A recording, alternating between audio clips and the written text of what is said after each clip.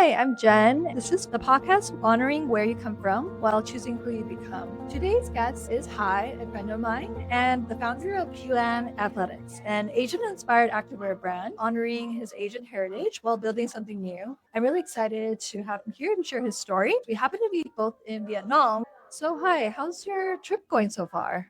Thanks for having me, Jen. It's a 3 month long trip trying to figure out if I want to live here. And do you want to live here? No.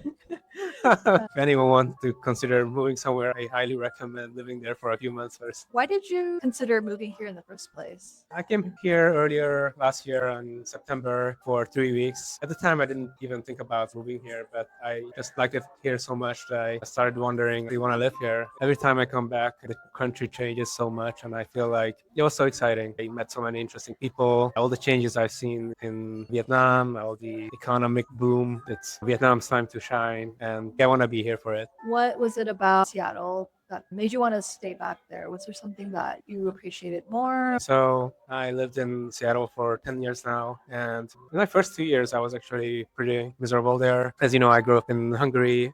I lived there 23 years before moving to the US. And I always thought I wanted to move back after finishing my master's in the US. And then it just kept getting delayed. But as I said, first 2 years, I was not very happy in the US. I felt really lonely, and I just didn't really understand why I wasn't happy. I got a really good education. I finally got a good job at one of the big four tech firms. On paper, you should be happy, right? But I just didn't feel happy at all. That's when I got into therapy and did some soul searching. But long story short, it doesn't really matter if I move back to Europe.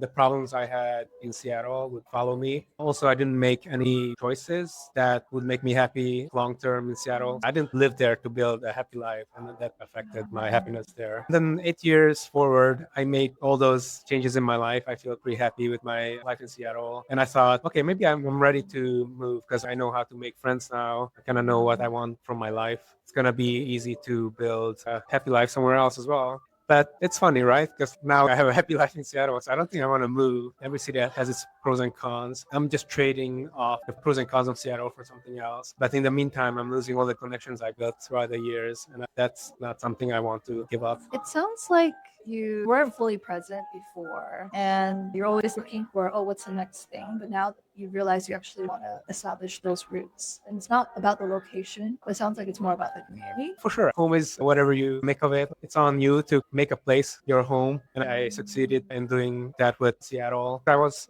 really excited about Vietnam. It's on the cusp of becoming very developed. There's a lot of opportunities here, and everyone has that entrepreneur spirit. Since forever, everyone has their business from their homes. You go to a random dessert place and it's like in someone's living room, right? That's very inspiring. I met so many interesting people here. It's much more diverse than Seattle. It's all like tech people. I used to be one too. So it's like, but if you want to do anything else in Seattle, it's really a struggle to meet people who are similar. Part of me wanted to get away from that, but that's something I can build out there as well. And it's going to be easier to do that if I have my friend group there with me. That makes sense. And it sounds like before you were also focusing on what's missing or what's not working, but then over time you start to notice the good things about wherever you were. And it sounds like you're able to make the most of your current situation. For sure, I think these decisions don't have to be super black and white. I think what this trip made me realize is I love being here, but even though I don't want to live here after all, I want to visit more often. Actually, I used to hate coming to Vietnam because I didn't speak the language as much. It didn't used to be as fun, right? Because the country was in a much worse shape. And also coming here as a child, my parents don't really know how to explore the country the way I want to. All they know is just visiting family. And that was just staying cooped at home for a whole month. What was the question? I'm just going on a tangent. I think I was saying how now you really do appreciate the good parts of wherever you go. And before you didn't enjoy being in Vietnam, and now you want to even come back and visit. It's a really big Yeah, change. so for sure. And part of it is figuring out what you want out of your life. And one of them is I'm really health conscious. And despite all the advancements here, the air is still pretty bad. If I'm outside staying active, I'm just inhaling the bad air at twice the rate. The other part is all the opportunities that the country presents. It's very exciting, and there's a lot of opportunities to network here as well. But I can still do that if I visit, and I only need to make a few connections to start doing business with them. I don't have to keep making connections forever, so I don't have to live here for that. Yeah, and you mentioned being able to see a lot of changes. What in Vietnam still really resonates with you, or what do you feel like still feels like home? Like you feel more connected to that part of Vietnam? I mean, I wouldn't say it feels like home. I mean, I grew up in Hungary. There's no denying it's very different. But at the same time, it's still super nostalgic to be here. I visited at least 6, 7 times. Oh my God, 7, 8 times as a kid. It's been interesting to see the country grow. And even though I didn't have my whole childhood here, walking the streets here in Vietnam, even now, it gives me a lot of nostalgia.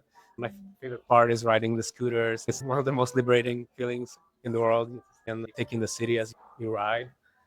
So even though I wouldn't call it feeling like home, it's very close to it, right? And that's just something that happens to a lot of us who grew up in between two cultures. Because it's interesting is we don't really have a home. We're not fully accepted in either places. But at the same time, we do feel like we belong to both. And it's on us to explore both sides of us. I don't think it's the answer to just fully identify with one of them. Both our sides will come out. When I'm in the US or in Hungary, my Asian side is screaming to come out. And in the past, I would try to suppress it. But in the US, I try to put some of my Asian side into the way I dress. I love Asian food, so I prefer that even in the US. But when I'm in Vietnam, I'm still Western at heart, a lot of ways. My third week here, I just had to go to McDonald's because I couldn't keep eating Vietnamese food. I think it's on us to figure out this balance. We're both, and it's a spectrum, right?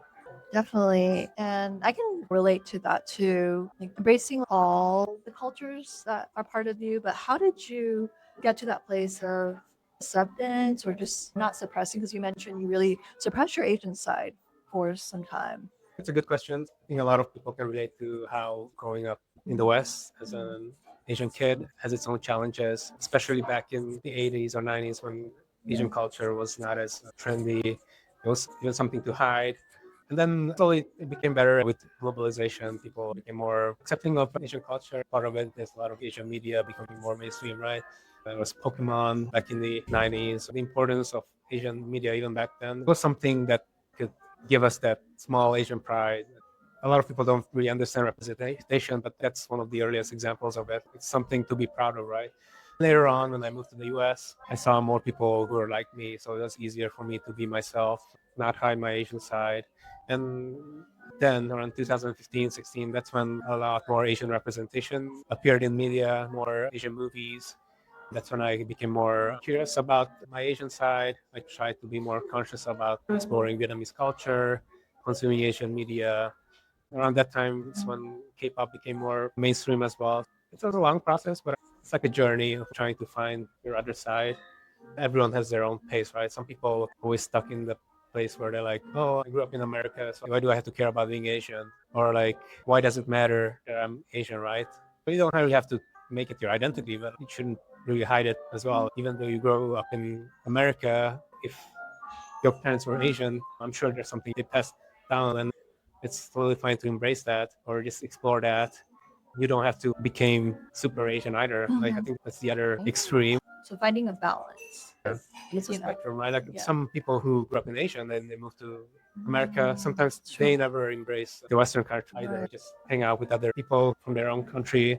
It's a delicate balance. And it's also up to them what kind of ratio they feel comfortable with. Like, it's totally understandable that someone who grew up in Asia, they would identify more with that side.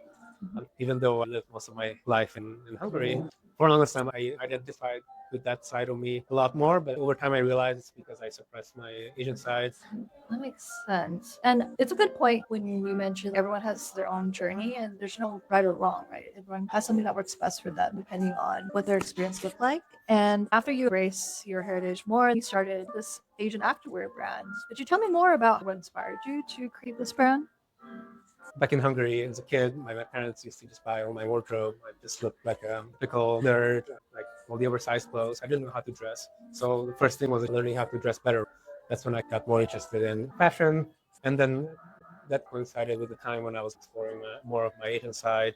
I've always been trying to incorporate some of my personality into my style. I don't want to dress fully Asian either. That just feels like a costume. But like small ways. Like I'm wearing those only took the tiger shoes, the black and yellow ones. To me, that kind of like reminiscent of Bruce Lee. He had that iconic yellow and black suit. It just feels like a nod to my Asian side. While I'm still dressing as a Westerner. Well, this is Uniqlo, right? Yeah, it's a Japanese brand. It's Yeah. still it's Western aesthetics, like a lot of the brands, and that's where the brand I'm starting ties in because I realized that a lot of the mainstream fashion these days are Western centric. Even the Asian brands are mainly focusing on Western design elements.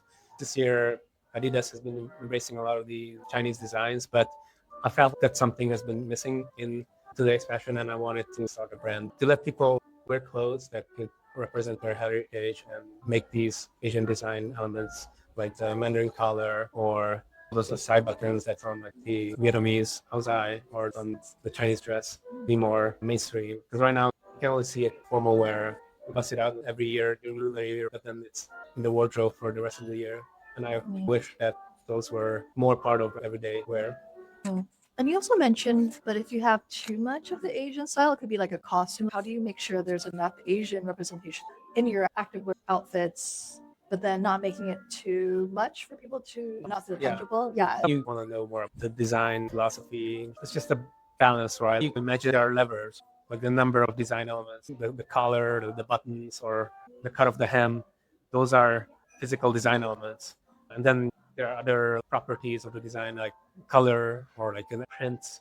So if you have a loud physical element that a statement piece, like if there's this huge asymmetrical button design element here, then you might want to tone down the colors. So it could be like muted colors or just have a different material as well. Let's say have a print, then depending on how loud you want it to be, right? I'm trying to go for something more subtle so that it's not stereotypical. So if I want to do a print, it could be like monochrome and I would still keep it mostly Western, or I could just restrict it to one part of the garment. That way there's some flair to it. If people look for that detail, it's going to be there. But at the same time, that's not going to be the main focus. Yeah, that sounds interesting. You really have to think about the different combinations. And you mentioned there are some trends you're seeing in the Asian fashion scene, like with the Adidas jackets and the Chinese buttons. Is there anything else you're seeing or you're thinking that will become popular soon? That's a clear indicator that Asian designs are becoming more mainstream. People are going crazy for it. And I already see so many that Tang jacket. Is that Tang or Tang? That's right. Like Tang Dynasty, yeah. Okay, if I miss one, it's her fault. So it's the Tang jacket, the buttons. Oh, wait, actually, okay, keep going. It's already your fault. So the Tang jacket. So I see those buttons almost everywhere now. Adidas has been putting a lot of creative twists on it. I see a lot of other brands following suit. Those are not that creative. I'm getting a bit fatigued by seeing that repeated over time. But hopefully, brands are gonna start experimenting with other design elements as well. I think that's gonna be the trend. I'm already seeing a lot of similar brands with primarily Asian aesthetics as well, but I've only seen it for streetwear or everyday wear. Like I've seen some Korean brands doing the hanbok cardigan designs, but I haven't seen it in activewear yet. So that's why my brand focuses on that space. Yeah, it's very unique. Was there anything in your personal life that inspired you to go into that direction? Yeah, as I mentioned, I've been trying to dress better in the past 5 years, and that extended to how I want to dress while I'm playing sports. It gave me a lot of confidence, and I realized I want to bring that Asian energy too, because I can't really wear accessories when I'm playing sports. You need the actual clothing to do the talking. Yeah, that's really cool that you found that inspiration just in your day to day life. And I think I saw that your brand also recently launched. How are you feeling about that? I'm excited to finally make some money. I've been working on this for a year now, but I started ideating 2 years ago, so I've been without income since then. It's been a long journey. I learned a lot, and it's always different. What's fun about businesses? There's always different problems to solve. Yeah. And is there someone else that might be listening to this and they want to start their own business? What advice would you give them, or just advice you would give yourself a few years ago? The way I think about it is business is about solving a problem.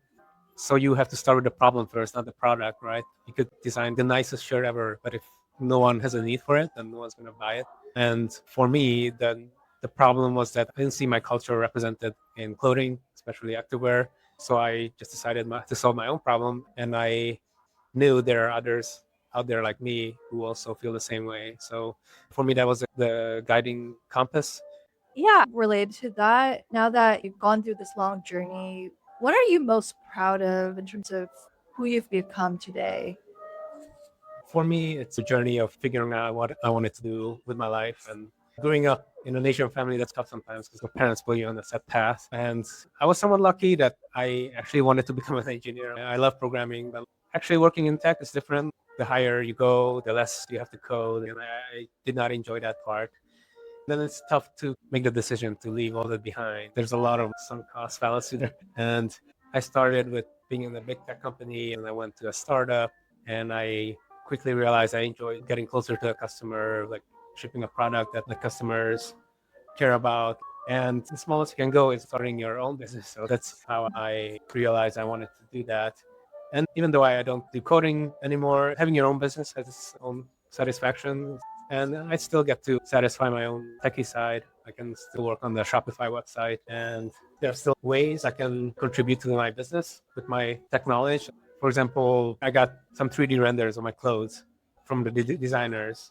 We wanted to show off some of those renders. As a programmer, I can just write a script and it does it in 10 seconds.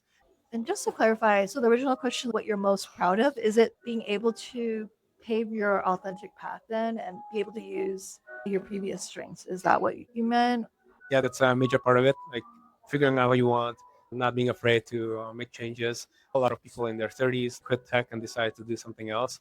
It takes a lot of bravery, especially if you grow up in an Asian household. There's a lot of pressure to do everything right the first time. But life, unfortunately, is not like that. You have to figure things out. Chances are something that you planned when you were a high schooler, that's not going to be what you're going to do the rest of your life. And making a change in your 30s, that's totally valid. And I'm proud that I was able to figure that out because I used to be a model student. I mean, Still a model student? I tried to listen to my parents, and that helped me become a well-rounded person. But at the same time, made me afraid to step outside of my comfort zone, and that took me a lot of self-discovery and working on myself to take risks. Yeah, thanks for sharing that. It's really relatable, especially people who are still trying to even get there. Like they want to do something for themselves, but it's really hard when you're raised a certain way.